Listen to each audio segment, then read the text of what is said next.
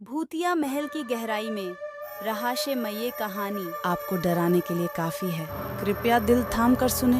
एक पुराने बिगड़े हुए शहर के दिल में एक महल खड़ा था जो कभी महान था लेकिन अब छोड़ दिया गया था, अंधेरे और रहस्य से घिरा। इसके खिड़कियां टूटी हुई थीं, इसकी दीवारों पर बेल पत्तियां लगी थीं और इसके हॉल में अतीत की सिसकियां सुनाई देती थीं। कहानी में कहा जाता था कि महल को शापित माना गया था। इसमें उस समय के आत्माओं का प्रेतवाद था जो इसकी दीवारों के अंदर मर गए थे। बहुत से लोग इसे नज़दीक से नहीं देखना चाहते थे, जिन्हें कहा गया कि इसमें बुराई की अस्तित्व है। एक तूफानी रात कुछ दोस्त, जिज्ञासु और साहसी ने चेतना में इस महल का अन्वेषण करने का निर्णय किया, विचारों के बिना कि उन्हें चेतावनियों की ज़रूरत है।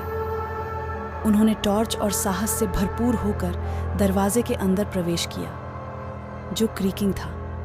उनके अंदर न जाने कितने किस्सों को छुपा रखा था। जैसे ही वे महल के अंदर और गहरे जाते गए, हवा ठंडी होती गई और वातावरण दबावना बना रहा।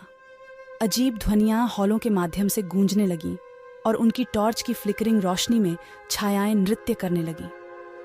अचानक उन्होंने ऊपरी मंजिलों से एक रक्तस्रावित चीख सुनी।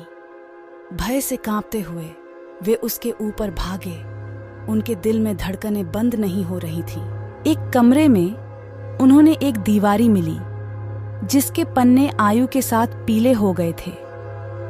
जैसे ही उन्होंने उसके पन्नों को फ्लिप किया तो उन्हें महल के अंधेरे इतिहास की एक कहानी का अनुभव हुआ।